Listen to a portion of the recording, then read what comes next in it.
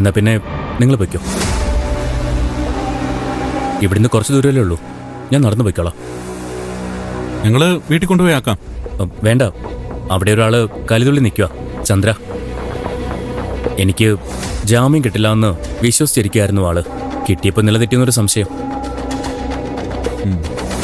നിങ്ങൾ വന്ന ആ ഉറഞ്ഞ തുള്ളൽ കാണേണ്ടി വരും. എന്തിനാ വെറുതെ മനസ്സ് വിഷമിപ്പിക്കുന്നത്? അതാ ഞാൻ ഇവിടെ മതിയെന്ന് പറഞ്ഞത്. സിദ്ധുവിന്റെ ഇഷ്ടം അതാണെങ്കിൽ അങ്ങനെ. ഇപ്പൊ ഏതായാലും ഇറങ്ങിയല്ലോ, ആദ്യം ചെയ്യേണ്ടത് ആ ഡിവോഴ്സ് ശരിയാക്കാന്നുള്ളതാ. ഇതുപോലുള്ള ആളെയൊന്നും വെച്ചോണ്ടിരിക്കാൻ പാടില്ല. അത് ശരിയാ. എന്തിനാ നമ്മൾ സഹിക്കുന്നത്? അതൊരു കഴിഞ്ഞ കഥയാ. ഒരിക്കലും ഒരുമിക്കാൻ പാടില്ലാത്തൊരു ചേർന്ന് നടത്തിയ ഒരു പൊറോട്ട നാടകമായിരുന്നു എൻ്റെ കല്യാണം. സ്വാഭാവികമായും അത് തകർന്നു. ഇനി ബാക്കി നിൽക്കുന്നത് കുറച്ച് ടെക്നിക്കാലിറ്റീസ് മാത്രമാണ്. അതും ഉടനെ കഴിയും. അതോടെ ആ നാടകത്തിന്റെ അവസാന രംഗവും തീരും. എന്തായാലും നിങ്ങളോട് എങ്ങനെ നന്ദി പറയണമെന്ന് എനിക്കറിയില്ല. നിങ്ങൾ എൻ്റെ കൂടെ നിന്നു, സഹായിച്ചു. ഞാൻ ഒരിക്കലും മറക്കില്ല. എന്റെ പേഷ്യന്റാ സിദ്ധു, അതിലുപരി ഒരു സുഹൃത്തും. സിദ്ധുവിനൊരു പ്രശ്നം വരുമ്പോൾ ഉത്തരവാദിത്തമുള്ളൊരു ഡോക്ടർ എന്ന നിലയ്ക്ക് ഞാൻ കൂടെ നിൽക്കണം. ഞാനത് ചെയ്തു. ഞങ്ങളില്ലെങ്കിലും പുറത്തിറങ്ങുമായിരുന്നു. എന്ത് വില കൊടുത്തും സിദ്ധുവിനെ പുറത്തിറക്കുന്ന വാശിയില് ഒരാൾ നിൽപ്പുണ്ടായിരുന്നല്ലോ, ദേവിക. ദേവിക സിദ്ധുവിനെ ഇറക്കുമായിരുന്നു. ഒരർത്ഥത്തില് ഇപ്പോഴും ദേവിക തന്നെ മുന്നിൽ നിന്ന് നയിച്ചത്. ഞങ്ങളൊക്കെ പുറകെ വന്നു മാത്രം. അത് ശരിയാ. സിദ്ധുവിന്റെ ഏറ്റവും വലിയ ഭാഗ്യം ദേവിക കൂടെയുള്ളപ്പോൾ സിദ്ധുവിനെ തോൽപ്പിക്കാൻ ആർക്കും പറ്റില്ല.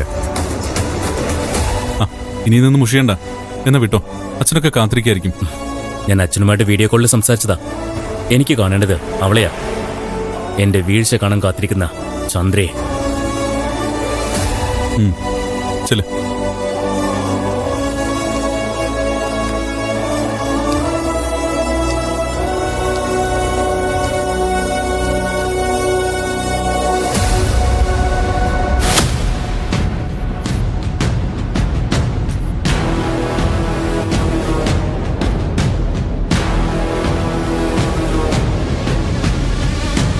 മോൻ ഇവിടെ വന്നിരിക്കുകയാണോ? വാ കഴിക്കാം. എനിക്ക് വിശപ്പൊന്നുമില്ല മുത്തശ്ശി, മനസ്സിനൊരു സുഖമില്ല. എന്തു പറ്റി? അമ്മയെക്കുറിച്ച് ഓർത്തിട്ടാണോ? അമ്മയുടെ അസുഖം വേഗം മാറും മോനെ. മരിക്കുമെന്ന് നമ്മളെല്ലാരും വിചാരിച്ചതല്ലേ, എന്നിട്ട് മരിച്ചില്ലല്ലോ. അതുപോലൊരു ദിവസം നമ്മളെല്ലാവരെയും അത്ഭുതപ്പെടുത്തിക്കൊണ്ട് അമ്മ എഴുന്നേറ്റ് വരും. അങ്ങനെ സംഭവിച്ചു കണ്ടാ മതിയായിരുന്നു. സംഭവിച്ചിരുന്നെങ്കിലേ പല സംശയങ്ങൾക്കുള്ള ഉത്തരം പ്രഭാതിയമാന് തന്നേൻ. അന്ന് ഞങ്ങൾ ക്രൈംബ്രാഞ്ച് ഓഫീസിലേക്കാ പോയത്. അമ്മയ്ക്ക് എന്തൊക്കെയോ പറയാനുണ്ടായിരുന്നു ആ ഓഫീസറോട്. ആ യാത്രയാ കാലൻ മുടക്കിയത്.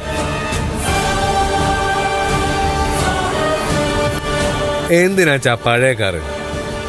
അച്ഛന് കാറ് വേണമെങ്കിൽ എന്നോട് പറഞ്ഞാൽ പോരായിരുന്നോ? ഞാൻ വാങ്ങിത്തരുമായിരുന്നല്ലോ. അതെ, ഈ കീ കൊടുത്തിട്ട് പിള്ളേർ ഓടിക്കുന്ന ചെറിയ കാറല്ല എനിക്ക് വേണ്ടത്.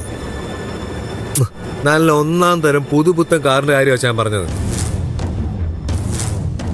എന്നിട്ടെന്താ സ്വന്തമായിട്ടൊരു കാർ ശരത്ത് വാങ്ങാത്തത്? എപ്പോ നോക്കിയാലും ആ ബൈക്കിലാണല്ലോ സഞ്ചാരം. അതെനിക്ക് കാർ ഇഷ്ടമല്ലാത്തോണ്ടോ? ഓ, ബൈക്ക് എനിക്ക് ക്രേസ്. ചിലര് അങ്ങനെയാ മനോഹർ. പിന്നെ ഈ കാർ ഒരു അപശകനം പിടിച്ച കാറാച്ച.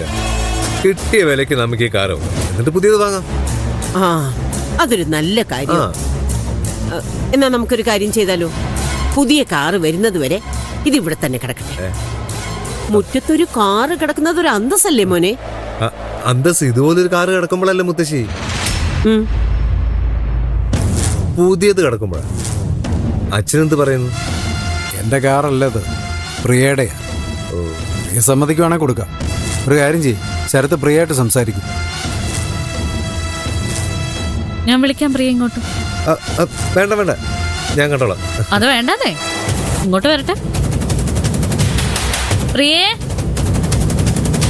പ്രിയേ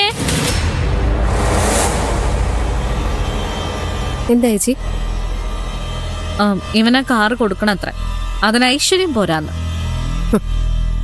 കൊടുത്തു. ആ പക്ഷേ നിങ്ങൾ കൊണ്ടുപോകണം.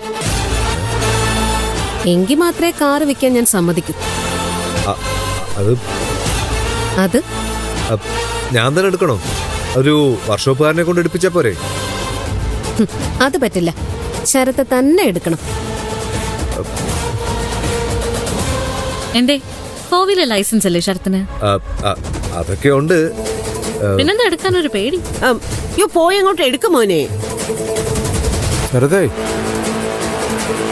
എന്തോ ഒരു പ്രശ്നമുണ്ടല്ലോ. അല്ലെ നീ ഇങ്ങനെ പേടിക്കത്തില്ലല്ലോ. പേടിയോ? എനിക്കോ? എന്തിന്? ഞാനെടുക്കാം. കാർ റാലിക്ക് വരെ പോയിട്ടുള്ളവനെ. ആ കീ ഇങ്ങട്.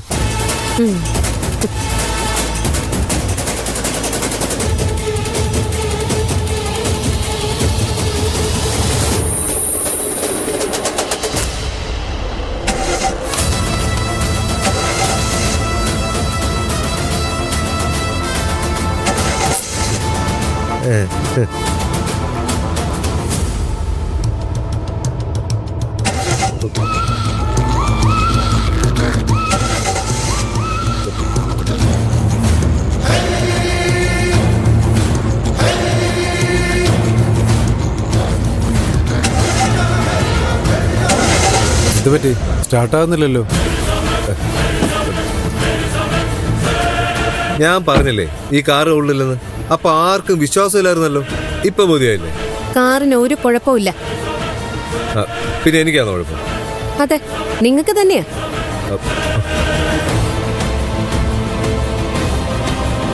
ആ കീങ്ങിതാ. അച്ഛ, ഇനി അച്ഛനൊന്ന് സ്റ്റാർട്ട് ചെയ്ത് നോക്കിയേ. കാർ സ്റ്റാർട്ട് ആവുമെന്ന് അറിയാലോ.